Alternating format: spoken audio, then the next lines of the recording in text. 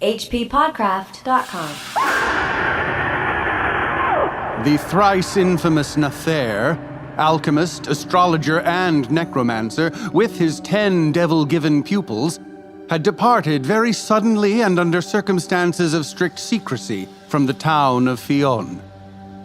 Other wizards less notorious than he had already gone to the stake during a year of unusual inquisitory zeal, and it was well known that Nathair had incurred the reprobation of the church. Few, therefore, considered the reason of his going a mystery, but the means of transit which he had employed, as well as the destination of the sorcerer and his pupils, were regarded as more than problematic. Oh, we got us some necromancers, yeah! Oh, man, I did not know how much I needed this specific kind of nonsense. I started reading the story, and it was like the scene in the movie where heroin hits the bloodstream. My pupils dilated, all the lights around me had trails. I stole valuables from a loved one. It was amazing. What?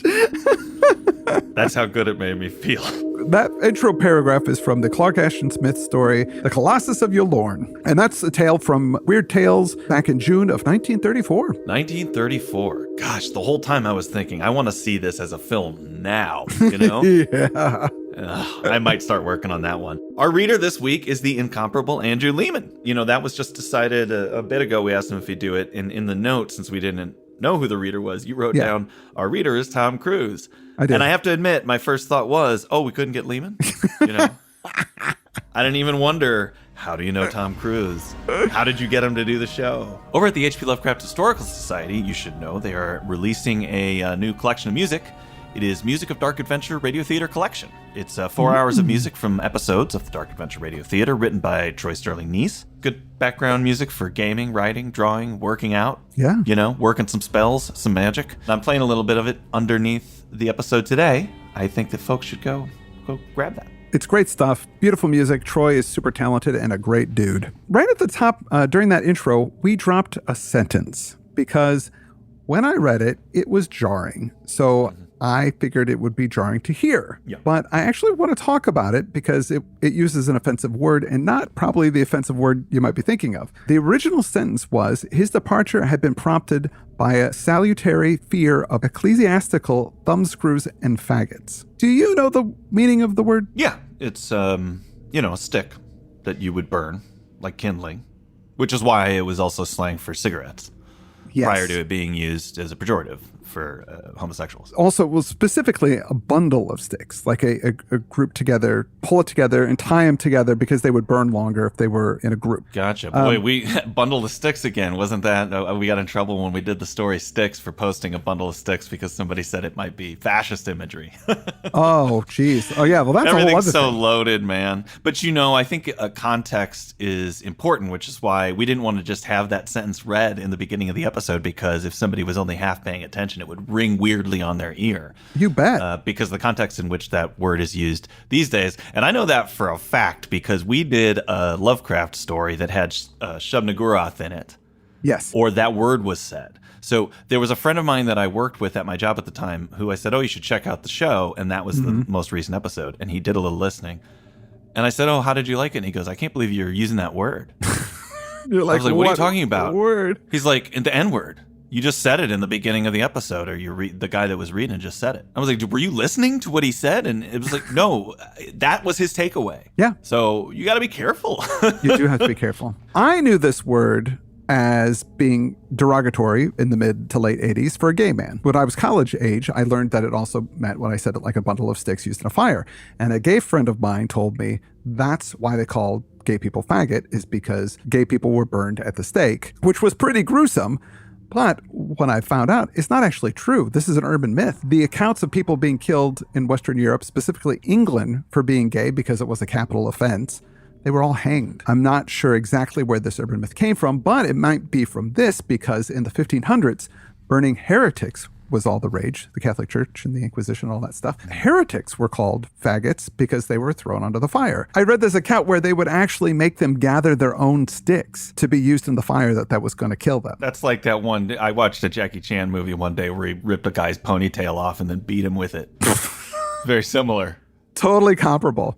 So what happened would, when people would recant their heresy, they were still forced to wear clothing that would be embroidered and labeled with like a symbol of a faggot on there, usually on their sleeve. So, but it evolved by the late 1590s.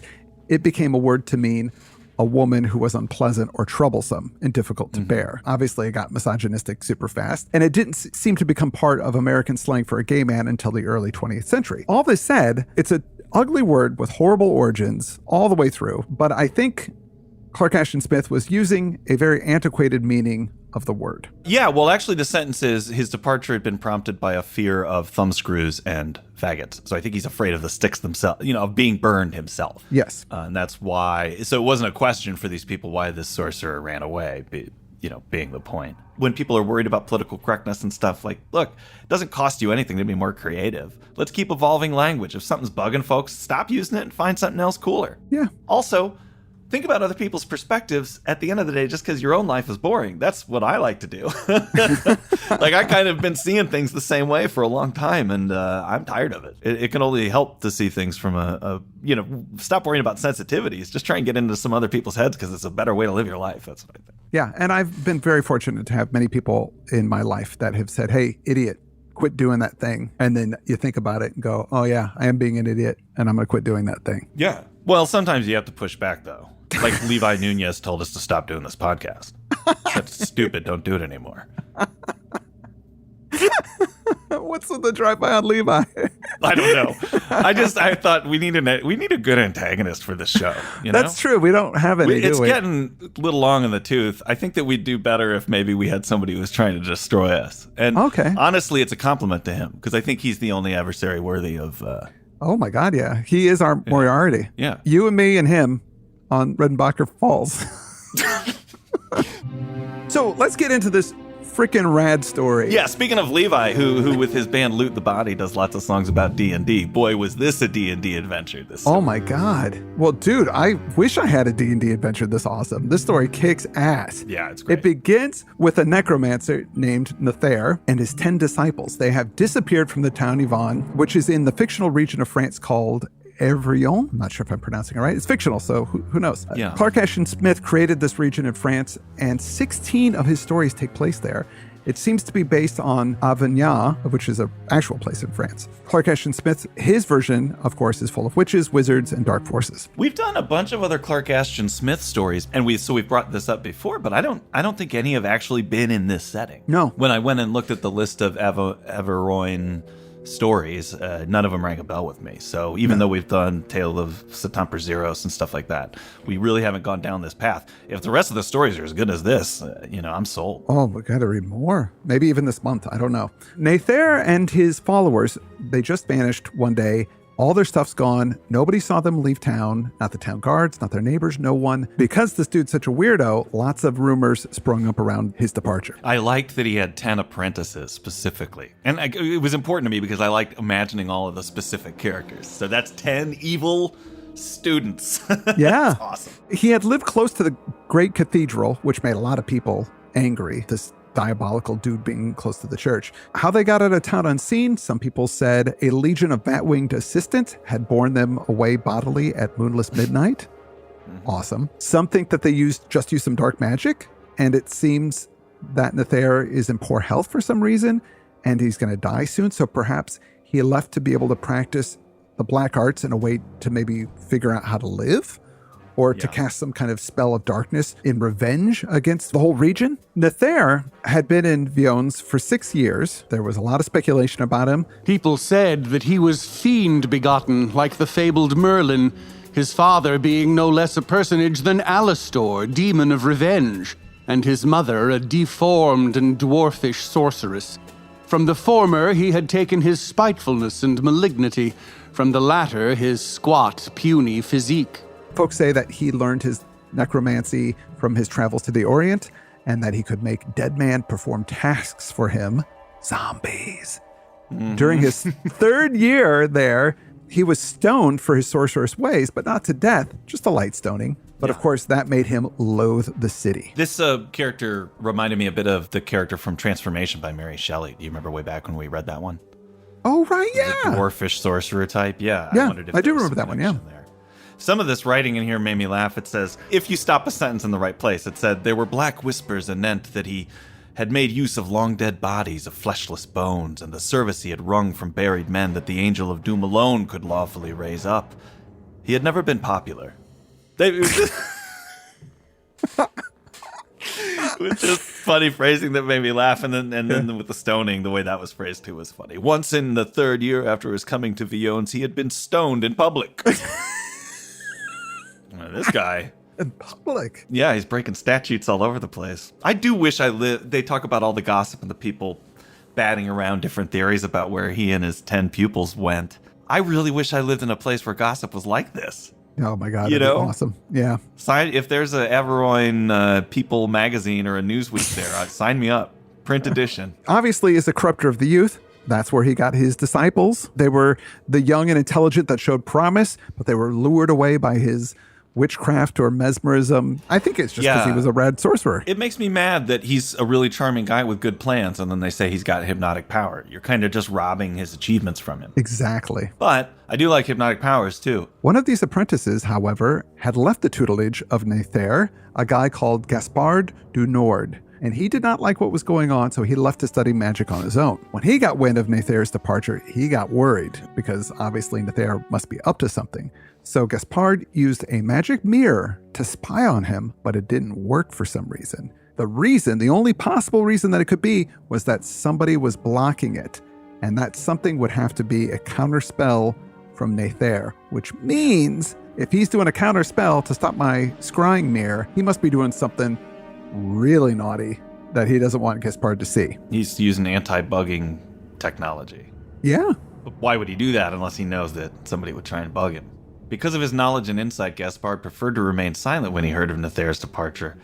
Also, he did not think it well to revive the memory of his own past pupillage. I liked that short statement that he's worried about his own history and reputation as well. I mean, he's a noble guy. He doesn't want, that's why he left. He goes there up to no good. But you notice he's also not interfering up to this point. He doesn't want bad press. He doesn't want to. He's like, I've built up a whole reputation. I've got my pharmacy. It's a nice business. I don't want to remind people. I used to hang out with a necromancer. Yeah, I used to hang out with Nether. Well, that gets us into chapter 2, the gathering of the dead. So all these guys disappeared in the late spring of 1281, but in the early summer, there started to be reports of disappearances, but not of the living, of the dead. And this was the first time the specific year was mentioned, so it's not present day. Okay. Kind of recontextualize everything for me. A gravedigger reported that 6 newly buried bodies were pulled from their graves, and not by a robber, but by themselves, as if the bodies dug themselves out with great strength, and then this happened. Nightly, for a period of 2 weeks, the cemeteries of Fionn and also those of other towns, of villages and hamlets, gave up a ghastly quota of their tenants.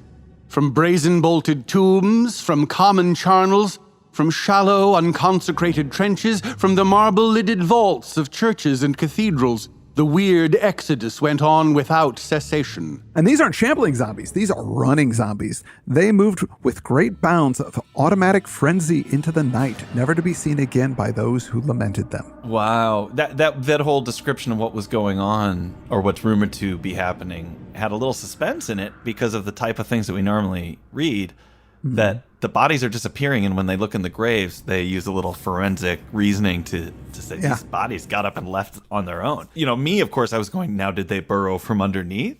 Are we dealing with some kind of ghoul situation, Oh, right, yeah. Or are these grave robbers who are making a Frankensteinian kind of thing? No, it's a third option. They got up on their own selves. All the bodies that raised up were young, healthy men, as in they died young and healthy. The old sick dead people stayed put. The church tried prayers and holy water to stop this from happening, but it had no effect. Yeah, there was a great sentence here. It said the forces of secular law could do nothing to arraign or punish the intangible agency. In addition to these prayers and holy water. And I thought, is that a mention made because they've all just assumed, we can't legislate away this problem of dead people getting up and running away? Or did they actually try, maybe we should try and pass a law? Let's get something on the books that says dead people can't get out of their graves and run away, and maybe that'll help. And then nope. The dead people are lawbreakers on top of being undead? Oh, man. They're breaking the laws of nature, dude. I do think there's something special about sorcerer-possessed zombies that's a little different than, disease, solar energy. These are deadbeat zombies. I think that'd be a good thing to call them. These are deadbeat zombies. They are deadbeat zombies, yeah. We find out they're dark spirits that possess the bodies and animate them, which we're going to find out soon enough. But because this stuff is so scary, nobody dares follow the fleeing corpses. So nobody knows where they actually went off to. They went eastward, but people were like, well, what's east? There's the ruins of the Castle of Ylourgne. Beyond the werewolf-haunted forest, in the outlying semi-mountainous hills of Aveyron. Werewolf-haunted forest. Yes! This is so much better than child molesting ghosts. This is... That sounds like it's a very targeted... dig that you just made, but you can really say that about most anything. That's kind of a catch-all description. True. Try applying that to any scenario. This biscuit's a bit soft, isn't it? Yes, but it's much better than a child molesting ghost. True. That's gonna be my new, things could be worse, So the castle is a craggy ruin built by a line of evil and marauding barons long dead. People think the place is cursed and so everybody stays away from it. Now, on the opposite side of the valley is a Cistercian monastery. The monks there are very private and they have little to do with the outside world. But back in late spring, they noticed lights flaring from the ruins of the castle at night. That's when Nathair beat feet out of there. But when summer came, they saw lots more crazy stuff. From the castle came flames of uncanny blue and crimson that shuddered behind the broken, weed-grown embrasures or rose starwards above the jagged crenellations. Hideous noises had issued from the ruin by night, together with the flames, and the monks had heard a clangor as of hellish anvils and hammers, a ringing of gigantic armor and maces, and had deemed that Ylourgne was become a mustering ground of devils. Mephitic odors as of brimstone and burning flesh had floated across the valley, and even by day, when the noises were silent and the lights no longer flared, a thin haze of hell-blue vapor hung upon the battlements. I can almost hear that Lord of the Rings or theme and the clanging, when I was reading that. So the monks believed that the place was full of devils, but decided it was not for them to mess with. They also didn't see anybody enter or leave the ruins until one early morning, they saw a procession of running zombies, more than a dozen of them going over the hill towards the ruins. They were putting up with it, and they go, well, there's people up there, and they're doing all kinds of some stuff. We haven't seen anybody go in or out, so they're pretty sure it's demons. It's literally, demons from hell that are up there. Yeah. What an interesting problem. And now a bunch of running zombies have come. This is just a buffet of monsters. I'm so happy. Oh, God. And it gets better. All the monks, when they see these zombies, they're pretty freaked out. They want something to do. But the abbot said, the guy in charge of the monastery goes, stay away. What we need to do is pray more and God will sort it out. As they prayed, didn't really seem to sort anything out. In fact, the sounds got louder and the fires got brighter. Yeah, and there's this monk here, Théophile, because I remember we did a story by Théophile Gautier, so that's why I even know how to pronounce that. Oh. There's this one monk, Théophile, who had a bit of a drinking problem already, right? Who got drunk. Yeah. Super drunk, fell to his death and broke his neck.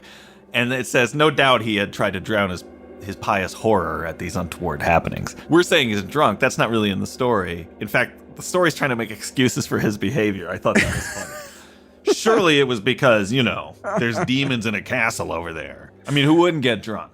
Come on. A stout fellow who made over-frequent visits to the wine casks. It's such a sideways... Yeah, he keeps going down there to the wine casks. I guess he lost something. His self-respect. As they're doing the funeral mass for him, his body jumps up and runs out of the chapel with his head lolling to the side because he broke his neck. And then it runs off to the ruins. That's like a Peter Jackson. And that would be so funny. Him running around with his head half severed. Ugh. So good. That gets us into chapter 3, the testimony of the monks. At this point, 2 of the brothers, they can't take it anymore. They go to the abbot and they say, we've got to find out what's going on, try to get our zombie brother back.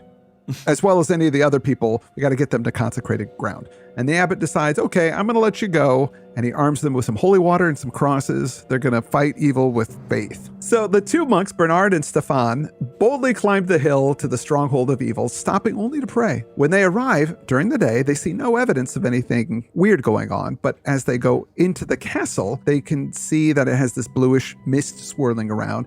And then they hear the sounds, and there's balefires. This is completely the Abbott and Costello of the story, too. It is. Because they've introduced the hero already. It's Du Nord. You kind of know because he's the ex-pupil.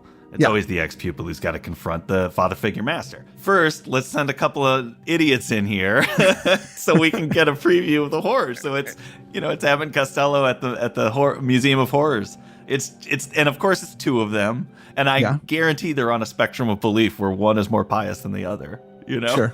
It's so funny. They felt sure that the place was an outpost of Erebus, an antechamber of the pit. But they decide, you know what, we're going in. We've got Jesus on our side. So they brandish their crosses and they start their chanting and they go in. The place has been gutted and turned into one huge chamber, like vast. And there are people and shadows moving about. There's fires and furnaces. They're doing some kind of alchemy over cauldrons. And there's these giant vats full of bubbling stuff. Oh, it's so rad. It is. I agree with that assessment. Near the vats, however, there's this little fancy area. There's all these nice couches and some linens and tapestries. And then there they see a pale, wizened dwarf who is seemingly supervising all these activities. In the middle of the floor, there's a huge pile of bodies and bones. One of the bodies is that of Theophile. Now, one of the men working there is picking up bones and putting them into one of the cauldrons, and another is flinging lumps of flesh into another cauldron. I'm starting to see what this sweet alchemy might be leading to. The monks are like, okay, we're going to do this. They redouble their chanting and they rush inside, and they saw the body of a notorious outlaw named Jacques Le Loup-Garou, who had been slain a few days previous in combat with officers of the state. So you finished the story. I'm only halfway through. Is this guy going to werewolf out at all or anything like that? No. That's just his name. Yeah, that's just his name. One can assume this might be tied up with another story in this cycle. So there might be this might pay off with a werewolf character. We know that there's werewolf haunted forests, so obviously werewolves are a thing. There was some reference to lycanthropy earlier. But it was that W.E. Rewolf thing, the fact that somebody's name is Loup-Garou. Which means like man wolf. It's so ridiculous. Might as well be like, hey, my name's Marv Wolfman. Please. This dwarf sorcerer and his minions finally notice that the monks are there, and the dwarf makes this shrill cry in some strange language. Then some of the workers throw hot liquids in the monks' faces, and it burns and bites them, and then they both pass out. When they wake up, they're tied, and the dwarf comes over to them and he says, "Return to your kennel, ye whelps of Laldaboa, and take with you this message. They that came here as many shall go forth as one." Interesting. Is he like a matchmaker? He's gonna anybody that goes there will fall in love. Is that what he means? He makes love connections. That's what's in those vats. That's what's in those vats. Then a shadow thing goes to the body of Le Loup-Garou, and it goes up his nose. And then the body comes to life and stands up, and he's all messed up and gross. All the descriptions of these things are very graphic. Like his face is all bloodied and he got like cut in the face. So it's like, you can see part of his skull and stuff. Another shadow demon thing goes into the body of Theophile. Then the two new zombie dudes pick up the monks' crosses, and then they start hitting the monks with their own crosses, and they beat them, like kind of herding them out of the castle. Like they follow them out of the castle, beating them as they're going. Jackie Chan must have read this story before he beat that guy with his own ponytail. He got his inspiration from this. But what a great turnout that they got beat with the crosses on their way out. I mean, essentially, we're approaching the midpoint of the story. Yeah. And the midpoint is the faith won't work. That's very clear. So after that, the abbot decides that it's time to quadruple the prayers. Oh, these guys make it back to the monastery and are able to tell their story. They were tied up in entrails and stuff, by the way, when they had to stand. It was so gross. So after that, the abbot decides it's time to quadruple the prayers, because that's going to take care of those devils. In time, rumors of what happened to Bernard and Stefan got out, and everybody in the countryside started to suspect that Nathaire and his disciples were the ones that were out there, and they were causing these problems. They were up to something, Yes. something big. After a defeat so signal and crushing, no more of the monks were emboldened to go up against Ylourgne. The whole monastery thereafter devoted itself to triple austerities, to quadrupled prayers, and awaiting the unknown will of God and the equally obscure machinations of the devil, maintained a pious faith that was somewhat tempered with trepidation. And that gets us to chapter 4, called The Going Forth of Gaspard du Nord. So now the hero is going... Now that we've set up the stakes and we've teased out a little bit what the plan is, I think it's fairly obvious. I mean, to me, though, because I'm steeped in monster stuff and D&D stuff, I don't know if this is obvious to everybody, but clearly he's having a big flash vat and some giant alchemical transformative power solution. Yeah.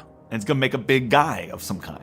Yeah. Well, you've read it. Don't tell me. That's what I'm intuiting, especially because it's called The Colossus of Ylourgne. I don't feel like I'm spoiling anything given that that's the title of the story. You're basically right. It's still surprising in the way that it's good. delivered. I gotta say, man, that this story is one of the best things that's ever happened to me. I don't know if it's just because it's the end of... We're recording this because we're taking time off for Christmas. We're recording this early. It's not 2021 yet. For you, it is. And Happy New Year, by the way. Yeah. Happy New Year, of course, everybody. But for Chad and I, we're still in the tail end of 2020, and we just finished our coverage of Turn of the Screw, which was really taxing emotionally, spiritually, intellectually. It was rough. Yeah. I got taxed at a higher rate for December in my income. But it's like to have this fun monster crazy story set in medieval France. Oh my God. Yeah, it's cool.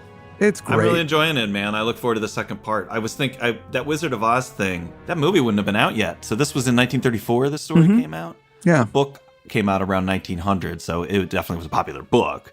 There was another film adaptation of it, actually, that was earlier, and it's an interesting one to watch because they introduced the twist in the beginning. You know, it's the people making the wizard. You know, the Wizard of Oz is revealed as this little guy who's creating this behemoth legend. In the earlier silent Wizard of Oz. Oh. Well, it just surprised me when I watched that because in the 1939 film, that's a big reveal. Oh, yeah, yeah. That Wizard of Oz silent film is available online, actually. I'll put a link to it in the show notes. All right, yeah. But it's a neat connection between that and this, I think. But that's all we have for this week. We'll be back with Clark Ashton Smith, The Colossus of Ylourgne, Part 2, next week. For now, I'm Chad Pfeiffer. And I am Chris Lackey, and you've been listening to some strange studies of strange stories. Here on hppodcraft.com.